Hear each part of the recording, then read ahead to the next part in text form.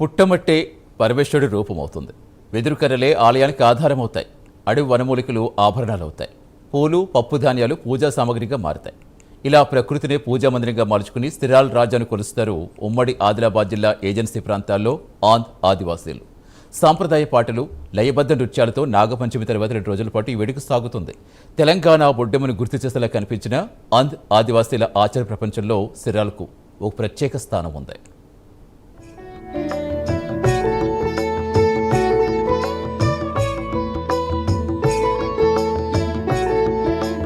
పుట్టలోని మట్టి, అడవిలోని వనమూలికలు, వెదురు కర్రలు, పప్పు ధాన్యాలు, రంగురంగుల పూలు ఇవన్నీ ఆదివాసీ మహిళల చేతుల్లోకి చేరితే ఓ పవిత్ర రూపం ఆవిష్కృతమవుతుంది. పుట్ట నుంచి తీసుకొచ్చిన మట్టిని తడిపి వెదురు కర్రలను ఆధారంగా చేసుకుని గుడి ఆకృతిలో తీర్చిదిద్దుతారు. అడవిలో దొరికే వివిధ రకాల వన మూలికలు, పప్పు ధాన్యాలు, పూలతో అలంకరిస్తారు. నైవేద్యంగా చేసిన తీపి రొట్టెలను శిఖరంపై ఉంచి వస్త్రాన్ని కప్పుతారు. పిరమిడ్ను తలిపించే ఈ పవిత్ర నిర్మాణమే ఆదివాసీల సిరాల్. ఈ పవిత్ర రూపంలోనే శివుణ్ణి దర్శించుకుంటూ ఆచారబద్ధంగా పూజలు నిర్వహిస్తారు ఈ తెగ మహిళలు. నాగుల పంచమి తర్వాత నిర్వహించే ఈ వేడుక ఆదివాసీలకు ప్రత్యేకం.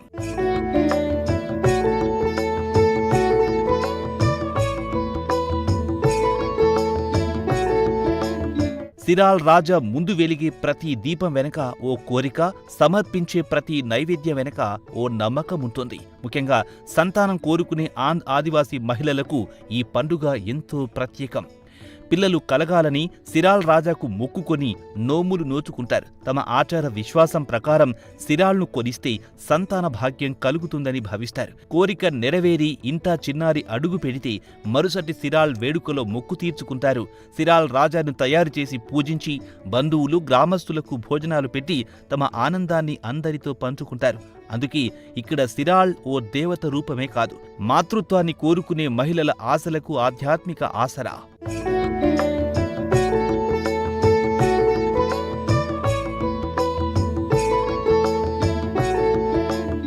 నాగుల పంచమి పూజలు ముగిశాక ఏజెన్సీ పల్లెల్లో సిరాల్ సంబరం మొదలవుతుంది. 2 రోజుల పాటు జరిగే వేడుకల్లో మహిళలు తమ ఇళ్లలో సిద్ధం చేసిన నైవేద్యాలను తీసుకుని హారతి దీపాలతో గ్రామ పెద్ద ఇంటి వద్దకు చేరుకుంటారు.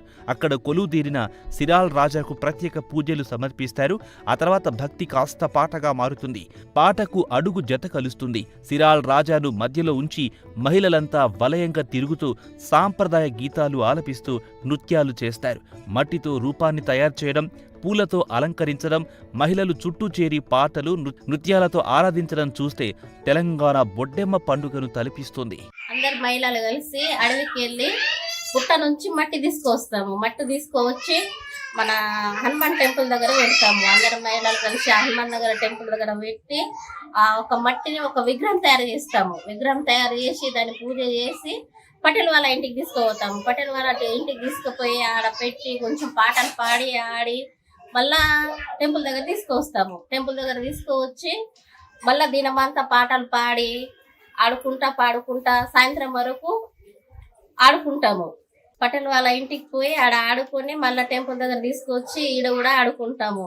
కొందరు ఇట్లా మొక్కుంటారు, మాది ఒక కోరిక తీర్చుకోవాలని మొక్కుంటారు. పిల్లలు కాని వాళ్ళు మొక్కుంటారు, బొట్టు పెట్టుకుంటారు. పిల్లలు పుట్టని వాళ్ళు పిల్లలు పుడతారని ఇట్లా అనుకుంటారు, మొక్కుంటారు, బొట్టు పెట్టుకుంటే ఎవరికైతే పిల్లలు పుట్టని వాళ్ళు పిల్లలు పుడతారు. మళ్ళీ వచ్చే సంవత్సరం వాళ్ళు కూడా ఒక సిరాల్ రాజాని వాళ్ళు కూడా పెడతారు.